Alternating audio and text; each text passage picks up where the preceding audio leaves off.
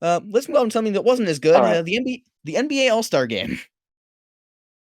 It was bad. It Too was many truly points. awful.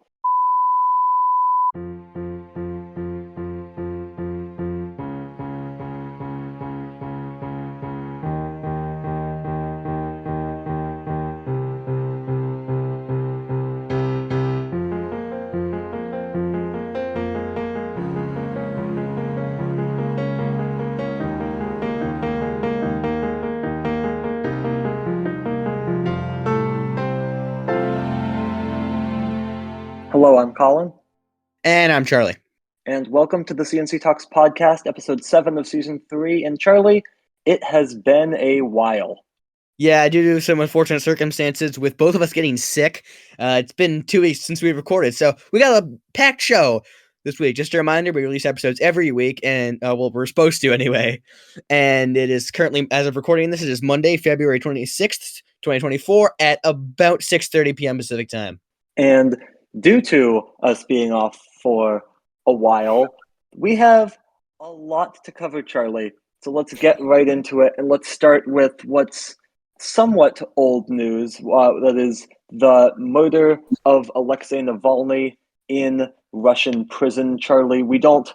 Really, we don't know that Putin actually ordered the killing of Navalny, but make no mistake, Navalny's death lies squarely on Vladimir Putin. If if he was never in custody, he would still be alive today. Of course, Navalny, the top opposition leader in Russia, or at least he was poisoned, managed to get out of the country to get treatment, then went back to Russia in an act of incredible bravery and was promptly arrested, given a sham trial, locked up for many, many years, and now we know murdered. Charlie, what are your thoughts on this?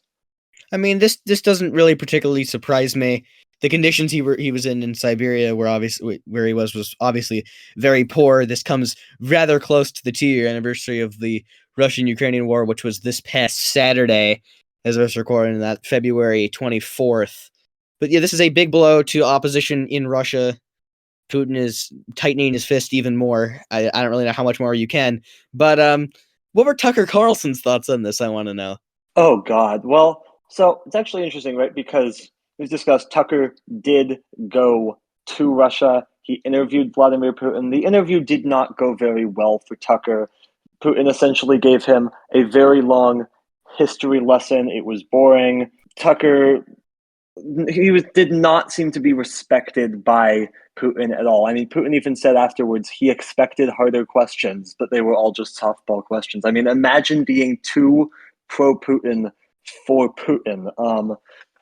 But then Tucker, after the interview, he walked around Moscow and showed everybody just how great their grocery stores were, because they had these innovations in them that he claimed you could never find in America, except you can in several cases. And he talked about how cheap it was, although Russians make a lot less than Americans do. In fact, the median Russian spends roughly 60% of their income on groceries, which is a lot. So Tucker kind of got humiliated in Russia, but did actually say that Navalny's death was wrong in on many levels, horrifying. But what's interesting is he said that only after he left Russia. So whatever Tucker Carlson tries to tell you about Russia, just know that he doesn't believe any of it, because he had to leave the country before he could say anything about this. And he knows now that he will never again go back to Russia, for even just because he called Navalny's death horrifying. He knows that he will never be safe in Russia again. He will not go back. So whatever he tries to tell you about Russia, it's all crap. Now, my personal thoughts on Navalny's death. Obviously horrifying, just first and foremost. But really, Alexei Navalny will go down as a hero, first of all, in terms of fighting for freedom in Russia, democracy in Russia. but he will also go down as one of the bravest people I've ever seen. I mean, the courage to go back to Russia after they tried to poison him and he had to be carried out of the country. The bravery it took for him to go back. And then that coupled with just how big of a coward Vladimir Putin is for feeling the need to kill him, to have him murdered, to have him locked up in the first place because he felt that he was a threat to his regime, because Vladimir Putin thinks that the people of his country being able to decide who leads them is a threat to him personally. And that should tell you all that you need to know about Vladimir Putin, Charlie. Absolutely. Now let's move from Putin to Trump. Trump has some fraud, has of course the civil fraud ruling, and he also has some of his trial dates that Colin, when are those, and what was the ruling in that civil fraud case?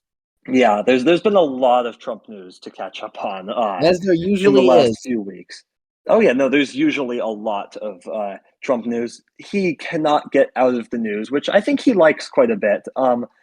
Yeah, that civil fraud case in New York, over $350 million, and interest is piling up as well the longer that he waits to pay it. He says he's going to appeal this, but you have to actually put up the money before you can actually appeal. He has not done that. I don't know if he has that money to put up, right? Charlie, that's a lot of money, $350 million. And the Attorney General of the state of New York, Letitia James, says that if she cannot get all of that money from Trump, if Trump does not have all of that money, then she will try to liquidate some of his assets and get it that way. Just a disastrous ruling for Trump. As essentially, the case is that he was overvaluing his assets when he went to get loans from banks and undervaluing them when it comes to taxes, which is illegal and also defrauded people. So that is why they were suing him, and they won that lawsuit. Trump now owes a lot of money, Charlie. Yeah, he does. And the question they'll keep coming back to is, does he have the money? I mean, with the RNC now firmly in his hands, he can probably get it that way. I mean, let's remember, he's now nominated Lara Trump, his daughter-in-law, to be the co-chair of the RNC, right? And she has said that essentially 100% of the RNC's money, not that they have a whole ton at the moment, their fundraising operation is not going well, but she says that 100% of their money, if she's the co-chair, will go towards helping Trump's reelection and his legal efforts, right? First of all, that's not how that money is supposed to be used. Second of all, it's just bad strategy for the Republican Party. I mean, it doesn't seem like it would go well in terms of down ballot elections, Charlie. But I don't know how he's going to come up with that money. Apparently, I'm not sure if it's actually someone tied to Trump or not, but somebody has set up a GoFundMe to pay all that money. They've raised, I think, roughly $1 million, which is quite a bit, but nowhere near the well over $350 million that Trump owes. Yeah, now let's move on to a big piece of international news. Sweden has finally been able to join NATO. The essentially blockade on their application made by Hungary has been lifted after their parliament agreed to pass, I guess, legislation that allows Sweden to join. So that will be rapidly moving across. So NATO can now welcome its newest member, Sweden. Yeah, how's it going, Vladimir Putin? Right, he started this war in Ukraine. Well, the Russians Right, are making progress right and now.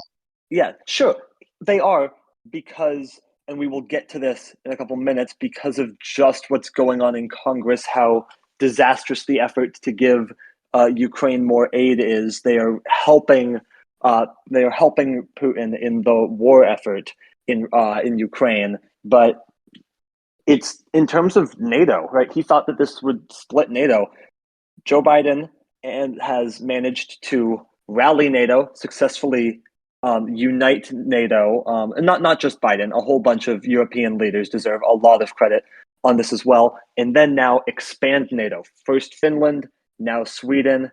NATO is as strong as it has ever been, which, Charlie, unfortunately brings us to another Trump thing. Trump has said that he would, if he becomes president again, that he would encourage Russia to essentially pick off one of our NATO allies, to invade them, possibly and likely Poland, something that he's been talking about Poland a lot recently in the way that he talked about Ukraine back before he invaded them. So Poland should maybe be scared, but right now, the US would have to defend them under Article 5. But if Trump was president, it sounds like he would not be interested in doing that he would instead side with Vladimir Putin, which, Charlie, should just be an instantly disqualifying thing for any presidential candidate to side with our adversaries over our allies. I mean, my dad put it really well. What he said was, there was a time not that long ago when saying anything that supported Russia was anti-American. Yeah. But now, exactly. One of the leaders of one of the two major U.S. political parties is willing to do that, and that is seen as acceptable. Exactly, because apparently Joe Biden's 3 years older than Donald Trump, so they're essentially the same thing. They're just as bad as each other. And you mentioned, that entire party, Charlie, to Russia. I mean, not just the fact that they won't comment on Trump's NATO comments. Alexander Smirnov was key whistleblower, witness, whatever you want to call it, for the entire case for the GOP to impeach Joe Biden. He was their guy, their star guy. Alexander Smirnov has now been arrested for what we originally thought was just kind of making it all up. And he's now in custody because he's considered to be a flight risk. But we've since learned more. That he has ties to Russian intelligence. All right, so GOP case. Not exactly an unbiased source, then. This entire GOP case for impeachment against Joe Biden came straight from Russian intelligence. The Republican Party, several members of Congress from the Republican Party, I mean, seriously, quite a few. I won't go as far as to say most, but a lot of them were literally parroting Russian intelligence. And somehow no one's really calling on them to resign. I am. I think it should be absolutely disqualifying. You should have to resign if you are spewing Russian intelligence in Congress, right? There was a time not that long ago where if you did that, you would resign. You would be forced to resign or you would be expelled. But now it's just another day, Charlie. Yeah. Oh, absolutely. But where should we go from here? Let's get to Congress. Congress is such a nightmare. It's such a nightmare. The House is out until Wednesday morning, which I believe is when this episode is going to be released. The government has a partial shutdown at the end of Friday, unless they pass another continuing resolution or a full budget, which is not happening. But it's a partial shutdown coming on Friday. There has yet to be a bill to fund the government because, again, Congress has been out for almost 2 weeks now. They're allegedly back on Wednesday. They have no plan. They have essentially given themselves 2 days to stop the government from shutting down. Republicans acknowledge that a government shutdown is likely. If the government is to shut down, it will fall squarely on the shoulders of Mike Johnson, who has done nothing. He is a failure as a speaker. He is taking all of his orders from Donald Trump. That's why he's killed the border bill, killed Ukraine aid, killed Israel aid, killed really everything. He has absolutely no plan. Everyone is confused. It's complete chaos in Congress, which we've been saying now. I get this for the last 13 plus months, ever since Republicans took over control of Congress. It does not look good for them retaining control of Congress. And now, what is the Freedom Caucus? Which, again, we've told you over and over, it's the Freedom Caucus that has the power in Congress right now because no one else has a backbone. What do they want to do now? They want to cancel Biden's State of the Union address, which is coming up in just over a week. That's their plan. That's how things are going in this GOP Congress right now. It's a clown show. It absolutely is, as it has been since the midterms. Yes, it has. Now, moving on to Alabama, the Alabama State Supreme Court ruled that frozen embryos are essentially children, Charlie, and it's a ruling that threatens IVF access all over the country, but especially in Alabama, something that Republicans are now really trying to distance themselves from, even though several members of Congress, including Mike Johnson, have sponsored a bill that would ban IVF. They are distancing themselves from it. They're saying that IVF is this great thing. We want to protect it because they know that voters are very much pro IVF. And they know that this is an election year and that they saw what happened with Roe v. Wade. If IVF access gets restricted, this will be significantly worse for Republicans because the American people know who would be responsible for that. So as much as they try to distance themselves from it, Charlie, this is something that if they had the political capital to do, they would absolutely ban it. Yeah, absolutely. And I think you bring up an interesting point about it being election year. I think this is interesting timing, certainly, on Alabama, who is a Republican state. So why exactly did they decide to take this case up now, given how politically game-changing it could be?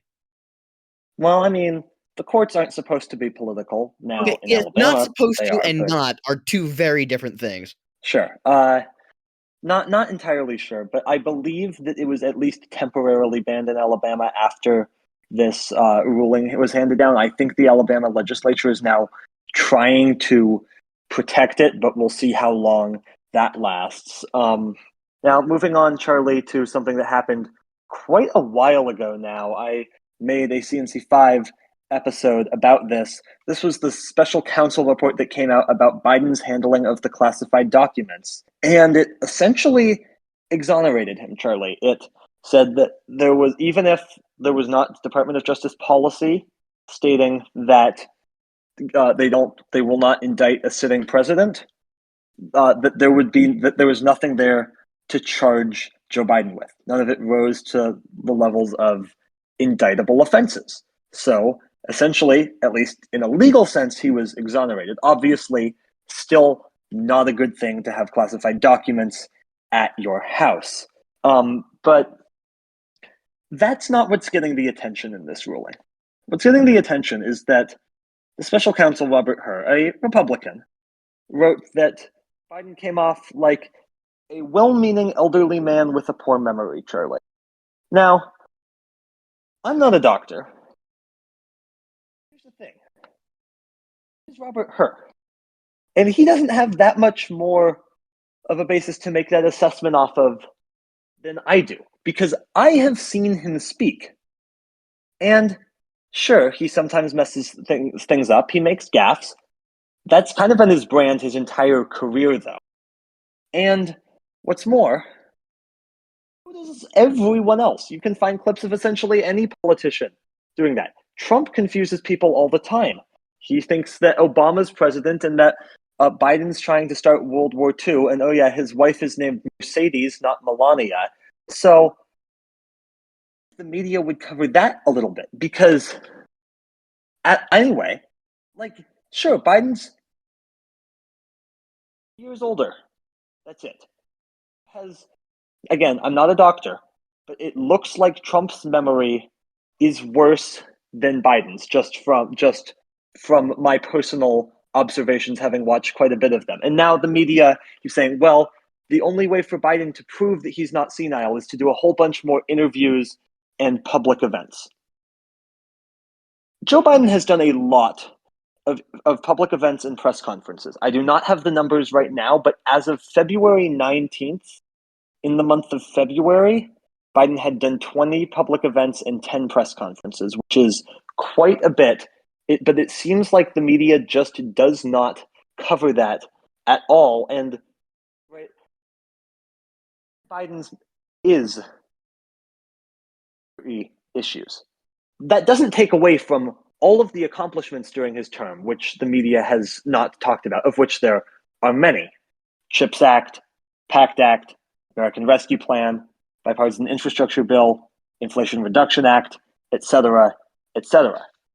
And nor does it take away from the fact that Donald Trump, who to be having memory issues, has called for the suspension of the Constitution and says that we should abandon our NATO allies and Russia to invade them.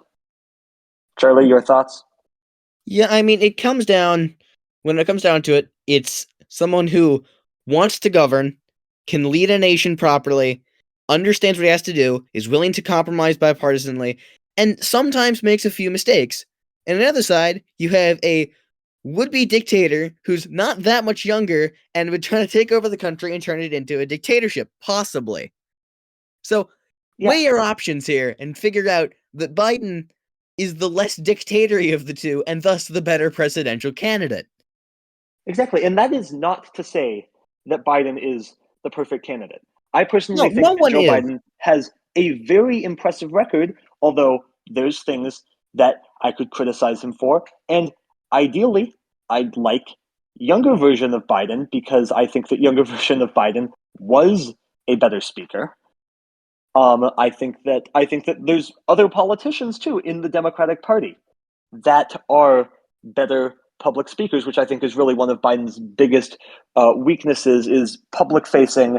He does not come off perfectly at all, which is partly why he doesn't do so many interviews. Now, I think that the media, them calling him senile because, well, oh, he's not doing these interviews. Really, I think that that's them blackmailing him into essentially saying, we're going to call you senile unless you do these interviews with us to prove that you're not senile. So it's like the media has a big interest here in Joe Biden doing more interviews. Let's be very clear about that. They would love to get interviews with the president of the United States. So let's not pretend that there's just this objective side here. Yeah, absolutely. Now let's move on. We had a big Republican primary in South Carolina, Nikki Haley's home state, and it was close, but Trump did win. So what does this mean for Haley's campaign in general, and what should she do moving forward? So I think that there's a couple of ways of looking at this, right? The first of which is that Nikki Haley's campaign is over. Right? She hasn't suspended her campaign yet. But let's remember in Nevada too, Donald Trump was not on the primary ballot there. He really lost by a lot to none of these candidates. That was an option. Significantly more people voted for none of these than voted for Nikki Haley. And then in her home state of South Carolina, she lost by 20 points. Right? She's done. She is not winning the primary. That's one way of looking at it. The other way, though, is that it exposes some pretty clear weaknesses for Trump. Right? Joe Biden got 96% of the vote in South Carolina in the Democratic primary. Trump got less than 60%. He's underperformed, and Haley, who got almost 40% in South Carolina, 6 in 10 Haley voters, according to one poll, have said that they, under no circumstances, would vote for Trump. Now, we'll see if that changes when Haley inevitably drops out and endorses Trump, which is definitely something that's going to happen. But even if just 20% of Haley voters, 20% of the 40%, don't vote for Trump in the general election, Trump is probably losing the general election. Right? Yeah, I think it is. Forget what all the general election polls say here. More valuable than polls is actual election results. And Yeah, I think it what's is coming too so early far to does really not look make. great for Trump. Yeah, I think it is too early to really say anything definitive about that. As you said, we'll have to see when when and if Haley drops out, whether and if she endorses Trump. We'll have to see. But that is certainly something that we need to keep in mind as we move closer to the election in November. Yeah, I think an important point here, is that we're still 8 months away from the election, and we are entering one of probably the longest general election periods in U.S. history because both of the primary fights are seemingly over. So we've essentially just moved on to the general election. It's going to be an exhausting 8 months to the finish here. So get prepared for that. I'm already exhausted having to cover this. And we still got 8 months to go, and a lot can happen. I don't know how many undecided voters there are. I think there's very few. But again, can Biden get the left out to vote for him? Are they still too concerned about his Palestine policy? Is that even a thing that's going to have a major impact on the election? Can Trump get the Haley voters out to? Are the are there going to be people? Are there just going to be independents that stay home, or are they going to vote for Biden? Right? Getting people to the polls is a critical thing. So there might not be undecided voters in Biden versus there might be undecided in terms of stay home or one of those two candidates, or a third party candidate, right? So a very, very long way to go on this. And that also brings us to the Supreme Court hearing on whether Trump can even be on the ballot. And we do not have a decision yet. I don't know when we're going to have a decision, but prepare for the decision to be Trump can remain on the ballot, and prepare for it to be a 9-0 decision. Every single Supreme Court justice seemed very skeptical that Trump can be kicked off the ballot. Now, I think it's a very, very complicated case. I think that likely Trump should be kicked off the ballot, but I don't think it's just this open and shut case, because I think that there is an issue of how you determine who is an insurrectionist, how that gets determined, and how it gets enforced. Is it through the courts? Is it through Congress? How is it done? I think that the way that some of the Supreme Court justices proposed it is extremely messy, by essentially saying that should be decided after the election, which would seem to just be complete chaos if that's how it was to work. But I would expect, Charlie, a 9-0 ruling here. Yeah, and I agree with that. I mean, it seems pretty obvious to this point what the result is going to be. Do I think it is the right decision? I mean, that's hard to tell. I think we'll have more with hindsight, but it is really hard given the fact that he wasn't necessarily convicted of anything. First, I think if Yeah, I if think if he yet. had been convicted of something, I think it would be certainly a lot easier to make a case for him to be removed from the ballot. But because he wasn't, I think this is pretty cut and dry 9-0 to allow him to stay. Yeah, and he hasn't been convicted of anything yet, but it is interesting to note Jack Smith did not charge him with insurrection specifically or sedition. He charged him with a bunch of crimes, but those were not some of the specific charges. I do think, though, it'll be interesting to see which justice writes the majority opinion here, and which specific legal arguments do they latch on. Maybe are there concurrences where they agree with the decision, but maybe for different reasons. I am interested to see exactly what each of the justices thinks on this. Now, in terms of Trump's legal news, he does have one trial that is set. March 25th will be the beginning of jury selection of the New York hush money criminal trial into Donald Trump, the first time that a president of the United States has faced criminal trial before. Truly historic. I do not believe that this will be able to be televised, unfortunately, but there will, of course, be reporters in the courtroom, so we should know roughly what's going on in that trial. That's a big step. We could also see, depending on how this issue, we could see the DC federal case regarding January 6th. We could see that case move to trial in maybe May or June. Things are starting to progress fairly quickly. Now, in Georgia, there was a big hearing on whether Fani Willis, the Fulton County District Attorney, could even remain on that case due to a relationship that she had with the prosecutor that she hired for that case, whether essentially she had a financial interest in the outcome of that case. I think it's going to be ruled that she did not, and that she will be able to proceed, but it does seem like it might delay things somewhat, and either way, not a great look. Fani Willis did take the stand in that hearing personally. She had some really fascinating comments. It was a very fiery hearing, Charlie. Oh yes, it absolutely was. Let's move on now. What else we got? All right, let's get on to the protester who died in DC. What exactly happened with that, and how did he die? Yeah, so there was an anti-Israel protester. Essentially, they were calling for a ceasefire, blaming Biden somewhat for there not being a ceasefire, decides in DC to light himself on fire. Not smart. He ends up dying of that. It was essentially a suicide. And what's been really gross about this is seeing the way that the left has essentially made a hero out of this guy. Suicide is a very, very, very serious topic, but we should not be making a hero out of it.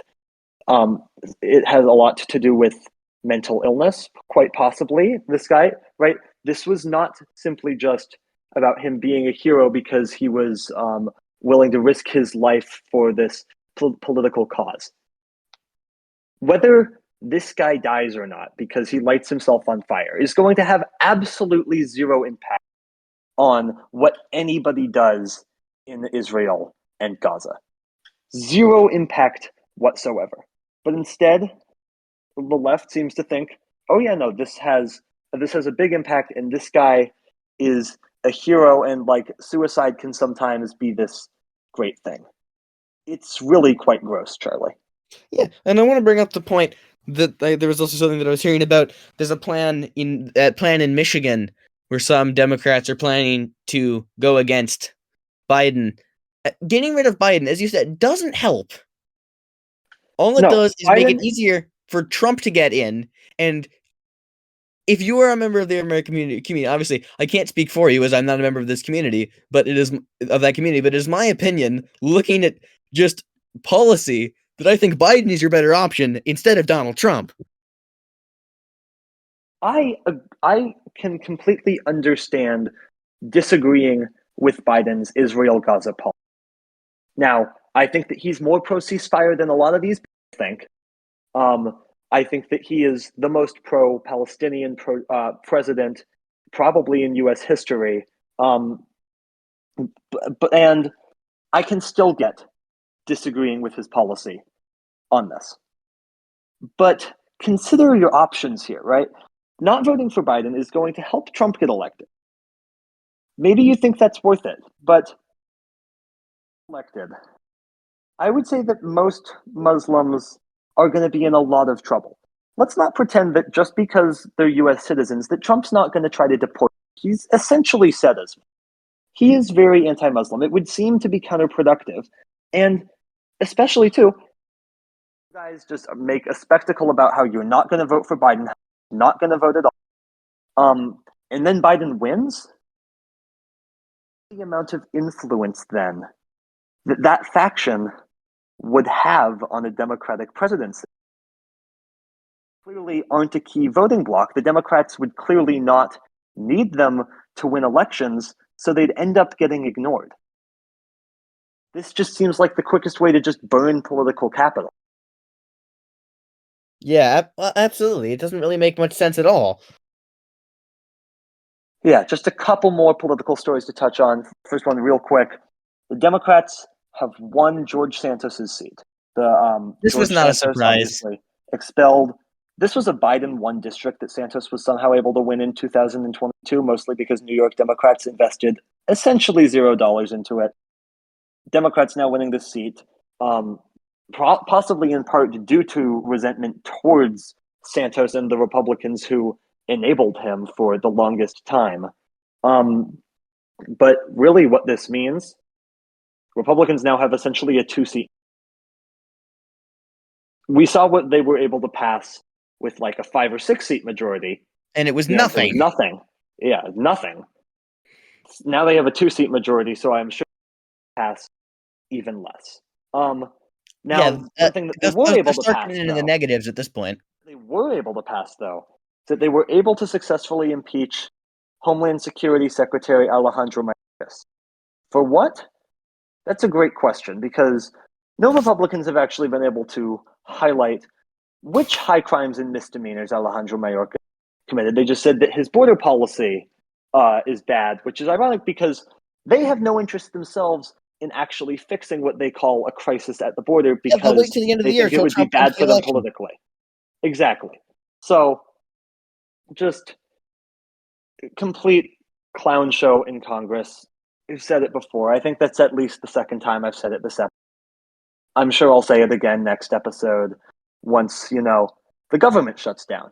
So glad that the Republicans are having their fun. And we'll close this politics section with CPAC. We've talked about CPAC before. It's not exactly made up of the greatest guys. But I wanted to highlight one thing from this, which is that a speaker there said, "Welcome to the end of democracy. We weren't quite able to finish the job on January 6th, but we're going to do it now." Charlie, that feels like it should be getting some more media attention. It feels like maybe some of the members of Congress who CPAC should be asked about those comments, because they spoke at a convention where there was another speaker who said that. No one's really pushed back on it at CPAC. You have to get the feeling that that's kind of their policy, and that's not good. It's anti-constitution, shall I say.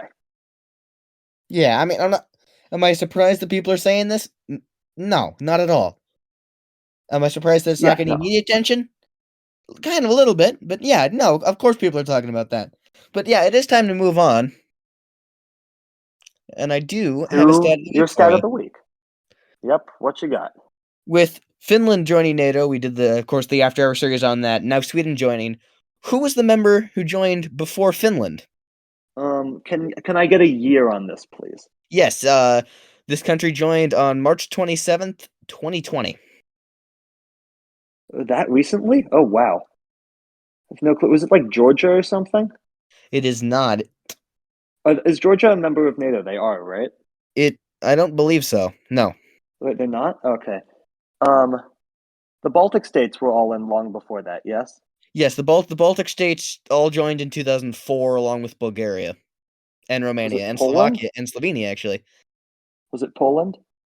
No, Poland joined. Poland joined in 1999. The answer was Northern Macedonia. Before that was Montenegro in 2017. Okay, I don't think I would have guessed that, but it does make sense that Yeah, they're we're a doing political stats somewhat this newer time. member. Anyway, let's move on now to the duality of the Kansas City Chiefs winning the Super Bowl.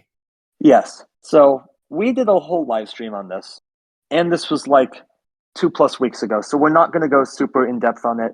Just Charlie, just why don't you share maybe your top 2 takeaways from the Super Bowl? The Chiefs might actually three-peat, and the 49ers are never going to win a Super Bowl. I mean, they've won 5, so Never again. Sure, maybe. And also, by the way, if you the third thing I wanted to add, if you give Kyle Shanahan a halftime lead in the Super Bowl, you're gonna lose. Yeah, no, Kyle Shanahan cannot seem to win in the Super Bowl. Definitely a big stain on his coaching legacy, what he has done in the Super Bowl. Obviously, as the offensive coordinator with the Falcons, and then twice as the head coach with the 49ers. I'd say a couple things. First of all, Patrick Mahomes is, clearly the best quarterback in the NFL right now. And I would argue the best peak of any quarterback in NFL history. But if you are going to argue that Patrick Mahomes is the GOAT right now, I think if he instead wins of Tom Brady, I think if he wins two more championships, he's the best quarterback of all time. I think championships are the only thing that GOAT status can be based off of. Otherwise, we'd say that Bill Russell's the GOAT, right? Some people do. But sure, but I don't think that that's a mainstream opinion. Here's the thing. I want actual rationale as to why people are claiming that Patrick Mahomes is the greatest of all time. In terms of career stat leaderboards, nowhere near Brady yet. As I said, recency bias. Long time. Right? It will take a long time. He might eventually get there. I fully believe that he can get there. But guess what? He's not there on really any of these statistical categories career-wise. Brady is the GOAT until Mahomes can actually dethrone him on really any big statistical category. And so far, that has not happened. So that's takeaway number 1. And the second one for me is, the Chiefs, favorites to win the Super Bowl next year. Why? Because no one else has proven themselves. All these other great teams, supposedly, are they that great? I mean, they haven't won 2 straight Super Bowls. We keep doubting Patrick Mahomes and the Chiefs, and they keep on performing. So that's what I'll say on that, Charlie. Now let's move on to the sadder side of this Super Bowl. Yes, and that was during the Chiefs Super Bowl parade. There was a shooting. I don't remember the exact figures, but I believe it was 20 plus people were injured and 1 person died. Yeah, 1 person died. I believe a radio host positive, and a lot of children injured. We're very glad, of course, that all of them were able to make a full recovery from that. But Charlie, just another example, and this one seemed to not necessarily be fully planned. It seemed to be an argument that started, some sort of dispute that led to this. But I believe, there were a lot of a lot of good guys with, and there were I think close to 1 million people there, and yet somehow the people, the so-called heroes of the people that ended up and they are here, the people that ended up tackling the shooter. They tackled them. They defeated this guy with a gun, because guys with guns there, Charlie, that they did not exist, and they never seemed to be there. The law enforcement was unable to stop the bad guy with a gun, and this is a recurring theme. Yeah, it is, and it is an excuse that I can't believe that is still being used, because it's not true. It's just not true. Every so No, it often, is. someone will prevent a shooting by taking down the person who did it before they can do it. But the assumption that as soon as something like this happens, enforcement can instantly show up and stop it just doesn't make any sense. Exactly, and here's the thing And too. it's meant to When law deflect enforcement blame from the real problem, which is the guns.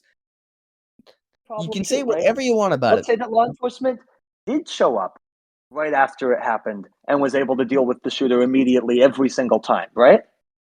Okay, that still doesn't solve the problem. That's still not going to reverse the bullets that have already been fired, the potential lives that have, right? So it's a myth. That's it. That's all there is to it. Now, one more comment, which is that Taylor Swift donated the $100,000 to the family of the person who was killed. And say what you will about Taylor Swift, but it's hard to deny that she is a very good person. Yeah, absolutely. Now let's move on to something that I'm surprised that I'm talking about. But NASCAR's back, and my family usually just watches the 500 at Daytona, not much else. But I decided to throw on the race at Atlanta, which was this past Sunday. What a finish! Top 3 separated by 7/1000ths, 3-way battle to the line. Suarez in the 99 ends up winning it. What a race! I'm really It's happy they did that, and I think if NASCAR plays their it's hand right, literally they can capitalize on this moment and really bring themselves back into relevance again. they should definitely try. And it was literally Lightning McQueen in real life, Charlie. Yeah, I've seen a lot of people make that comparison. Let's move on to something that wasn't as All good. right, The NBA All-Star Game. it was bad. It Too was many truly points. awful. Um, I'd love for people to play defense in that game. I didn't watch much of the game. I was not really near a TV. I was in a restaurant, and I kind of glanced over every now and then at the TV that was showing the game, and I just saw um, half court shots being shot, some of them going in, some of them not.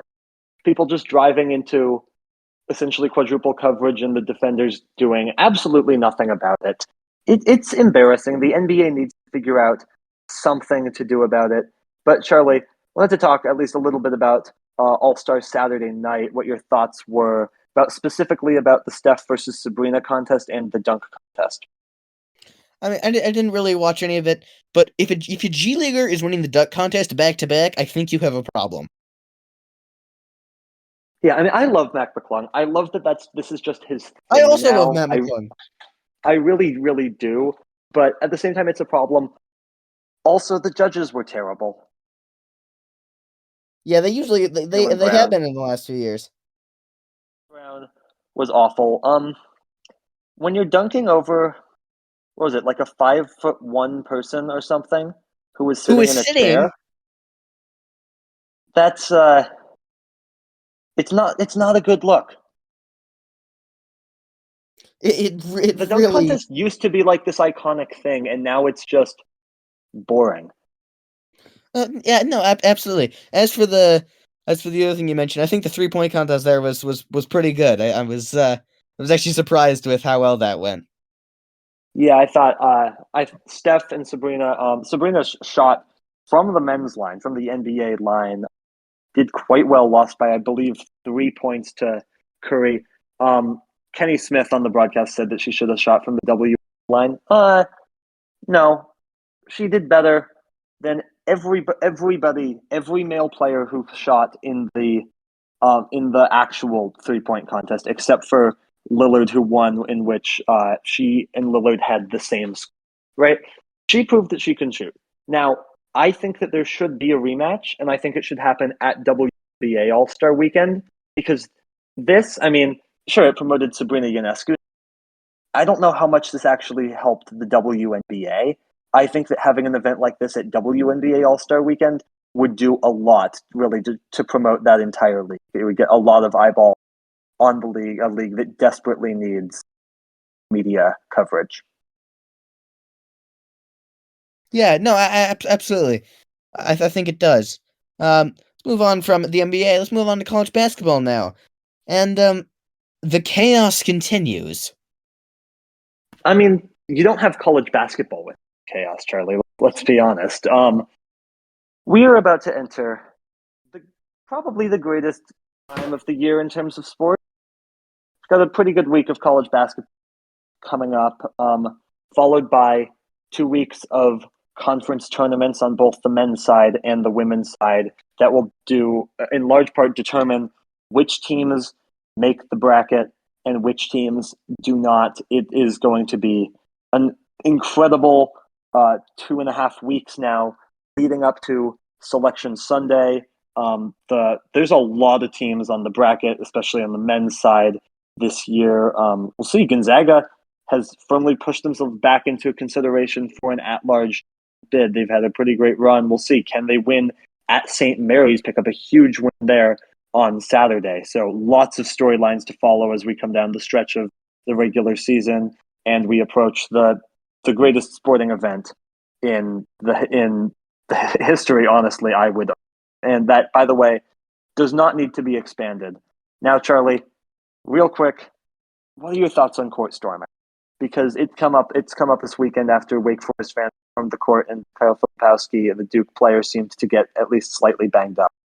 Yeah, I mean, this it's tough. I think it is a safety concern, obviously, based on what we saw, but also it is just one of the most iconic sports moments you can get. So I think Yes, to I do agree. anything to regulate it would be harmful to sports in general, but I think people really do have to be careful, and I think players on the court really do have to be careful as well. So Yeah, it's a tough issue, and I don't really know if there's a good answer to it. yeah, I think that safety has to come first. Now, I'm not sure if this is the best example because it seemed like Kyle Filipowski, he really took his time and seemingly tried to trip some of the players, or sorry, some of the fans from Wake Forest as they walked off the court. So that's obviously not a great look. But the safety issue is a real issue. And let's not pretend that officials can't do something about it. Does anyone try to storm the court at NBA games? Storm the field at an NFL game? No. Why? Because they know that security is going to do something about it. They've made very clear. You go on the field, you go on the court, you're spending the night in jail, right? This is essentially Jay Billis's argument that it should be the same in college. At the same time, it's iconic, like you mentioned. I would propose, and I'm not sure how well it works, security. We know they can. We know they can if they really want to. keep fans off the court or the field, they should have to keep them off for at least 15 seconds and at least give the players time to get off the court or the field. It is a real safety issue. We saw Caitlin Clark get slightly banged up earlier this season. It's an issue, Charlie. Yeah, it really is, but an issue that doesn't have a very obvious solution. Agreed. All right, let's move on to baseball Cody because Bellinger. there's a uniform controversy. Yeah, and Cody Bellinger signing with the Cubs for a lot less than we thought he could have made because Scott Boras is again being absolutely terrible for baseball. But yeah, Charlie, is it good when your uniforms are seasonal? No, it is not. Yeah, that's kind of what I thought too. Someone should really tell Fanatics in Major League Baseball that. I don't think anyone's surprised that Fanatics uniforms were terrible because Fanatics is well known as a terrible company. So that seems to not be going great for Major League Baseball. The jerseys aren't much better. In fact, they're really bad too. And so MLB has to do something about this because the players hate the jerseys. If I was a player, I wouldn't wear the pants because you can see a lot more through the pants than you should be able to see. And it's they got to figure something out before today. Finally, before we get out of here, in European soccer, the EFL Cup Final between Liverpool and Chelsea, they've played some Cup Finals in the last couple of years that have been great. Both, I believe, Liverpool and Chelsea in 2022, the EFL Cup and the FA Cup Final, they both came down to penalties. Liverpool won them both. Liverpool now won again, this time in the second period of overtime. A header off a corner from Virgil van Dijk to break a scoreless tie. An incredible goal, an incredible game. Chelsea now has the last 6 cup finals that they have played in. Not great for them, especially also given their current position in the Premier League, Charlie. Yeah, that's correct. But I think we're out of time for this episode anyway. I think we're long past time. There's a lot to cover. You're gone for 3 weeks. But yeah, that's our episode this week. Thanks so much for listening. Subscribe to the C&C Talks podcast. We have episodes coming out every single week wherever you listen. Visit our website, cctalks.com, learn everything you need to know about the show, and call us with questions at 360-389-2630. Again, it's 360-389-2630. And follow us on Twitter at CC Talks Podcast, and follow Charlie at CC Talks Charlie. And join our Discord server at cctalks.com/Discord. All this information and more is in the description below. But for now, for our producer Morris and our production designer, I'm Colin. And I'm Charlie. We'll see you next week.